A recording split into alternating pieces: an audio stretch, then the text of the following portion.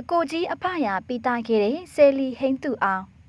TikTok လူမှုကွန်ရက်ပေါ်မှာအဆိုအကတွေနဲ့ပရိသတ်အားပေးမှုရရှိနေသူ TikTok ဆယ်လီဟိန်းသူအောင်ဟာသူ့ရဲ့တဦးတည်းသောညီလေးအတွက်ရှင်ပြုအလှမင်္ဂလာပွဲကိုခမ်းနားကြီးကျယ်စွာကျင်းပပေးခဲ့ပါတယ်။ဟိန်းသူအောင်ကတော့ဖခင်မရှိတဲ့နောက်ပိုင်းမိခင်နဲ့ညီလေးကိုလိုလေသိမ့်မရှိအောင်ပြုစုစောင့်ရှောက်နေတဲ့သူဖြစ်တာမို့ပရိသတ်တွေရဲ့ချီးကျူးမှုတွေလည်းခံနေရပါတယ်။သူဟာမိသားစုအပေါ်မှာတာဝန်ကြီးတဲ့သားတဦးလို့ပြောရမှာပါ။အခုလက်ရှိမှာလည်းဖခင်မရှိတဲ့နောက်ပိုင်းမိသားစုအပေါ်လှုပ်ဆောင်ပေးရမယ့်တာဝန်တစ်ခုကိုကျေပွန်စွာလှုပ်ဆောင်ပေးခဲ့ပြန်ပါတယ်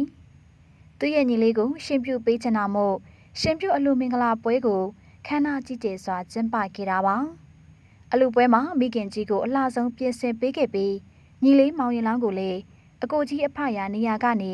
တင်းတင်းတဲတဲရှင်ပြုပေးခဲ့တဲ့အတွက်မြင်ရသူအားလုံးရဲ့ရင်ထဲမှာကြည်နူးပီတိဖြစ်ရပါတယ်။သူဟာရှင်ပြုအလှမှာကြည်နူးပီတိဖြစ်ရတယ်လို့ကွယ်လွန်သွားပြီဖြစ်တဲ့ဖခင်ကိုလည်းတတိယလွမ်းဆွတ်နေပါတော့တယ်။ကိုရင်ဝက်ကလေးနဲ့ညီလေးကိုမြင်ရပါပြီအဖေ။အမေဘေးမှာအဖေသာရှိရင်ပိုပြည့်စုံတာပေါ့။အခုတော့အဖေကိုစားညီလေးကိုတာရှင်ပြုပေးနိုင်ခဲ့ပြီ။အမေလည်းအယမ်းပီတိဖြစ်နေပါတယ်။အဖေရောက်ရအရက်ကတာရုခေါ်ပါအဖေဆိုပြီး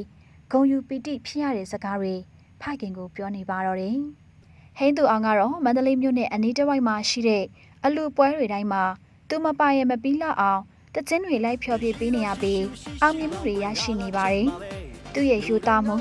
မိသားစုအပေါ်တည်တဲ့လိမ္မာတဲ့စိတ်ကြောင့်ပဲလူချစ်လူခင်ပေါ်များလျက်ရှိနေပြန်ပါတယ်။ဒီဗီဒီယိုလေးကိုအဆုံးထိကြည့်ရှုပေးကြတဲ့ပရိသတ်များအားလုံးကိုကျေးဇူးတင်ပါတယ်။